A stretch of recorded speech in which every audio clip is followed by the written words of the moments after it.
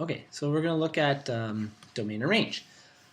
We read this question earlier in function notation, right? Now, there's a mine in South Africa called Western Deep that is being burrowed down to 4,100 meters. Suppose the temperature at the top of the mine is 11 degrees and the temperature drops by this many degrees as you descend, okay? So we're going to build this equation, and we'll build it both ways.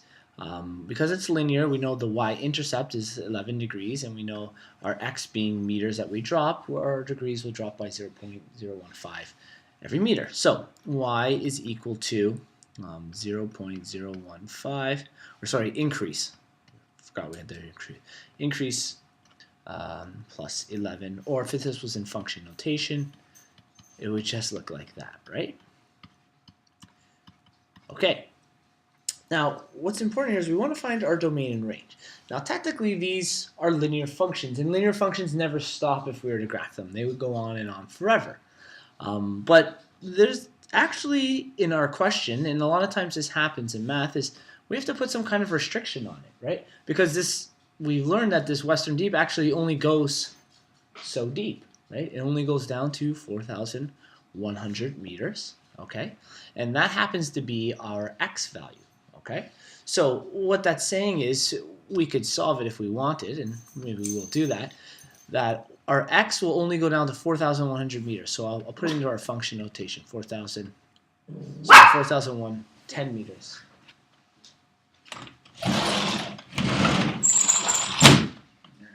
Okay. Sorry about that. There you go. So we plug it in our function notation, and we discover it was actually 4,100, right? It wasn't 401. Okay, good. Okay, and we discover we'll use our little calculator to figure this out. 0.015 times 4,100, 61.5.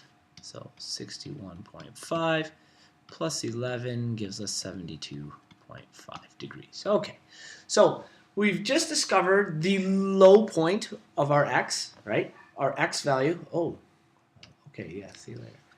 A lot of interruptions here. Our low point in meters, our x value being 4,100. And our lowest y value, because this is as low as we can go, or actually I should say our highest y value, is 72.5. So this coordinate here, okay? The other thing is, what would be the lowest x value we could get? 0. 0, that's right. We can't go back negative because, in other words, we're climbing in meters above the cave and we're measuring the cave itself. So our other one would be f at 0. Right? Sure, and I'm just going to mention this. If you're confused about function notation, just go back and watch that other one.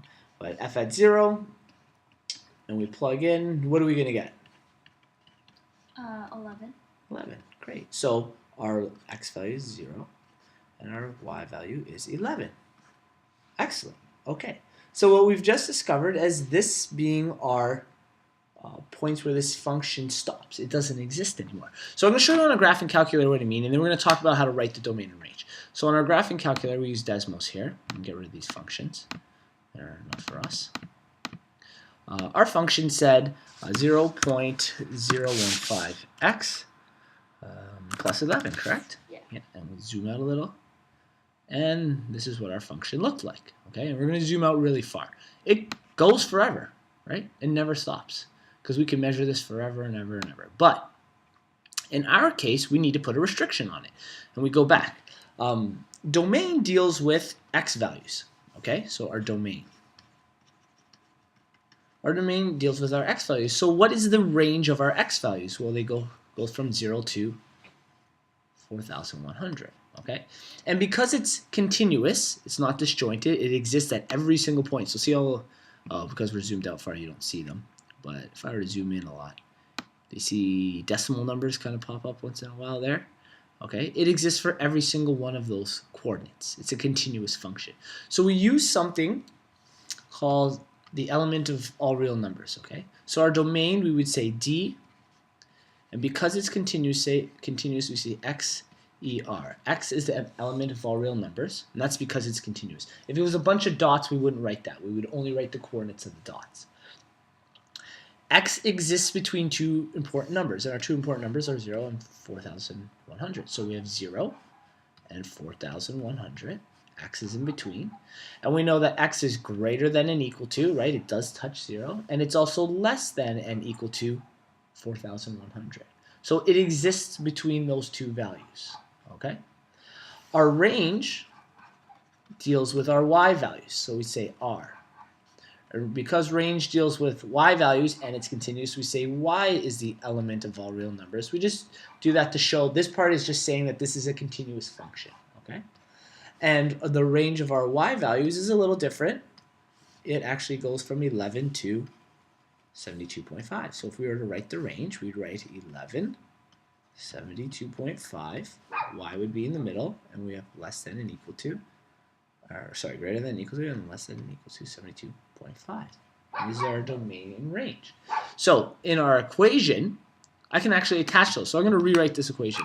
I'm going to put it in twice, okay? Just because in this program, remember we said we exist between 0 and 4,100? Yeah. There we go. And what it's doing there, I'll turn the black off. If you notice, the lowest point is 0. As we zoom out, the farthest point is, zoom out a little more, 4,100, okay? And for our range, we only existed between 11, so we're less than and equal to 11. We use the value of y, less than and equal to, and was it 72.5? Yeah. 5. And if you notice, I'm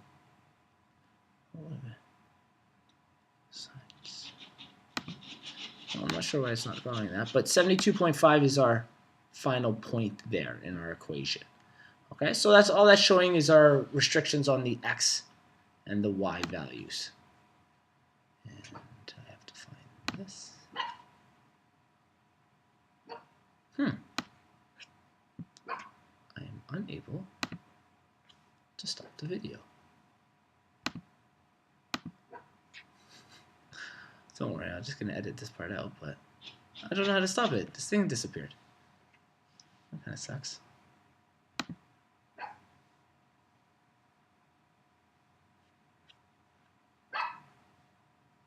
guess, oh, because I did it at a different resolution.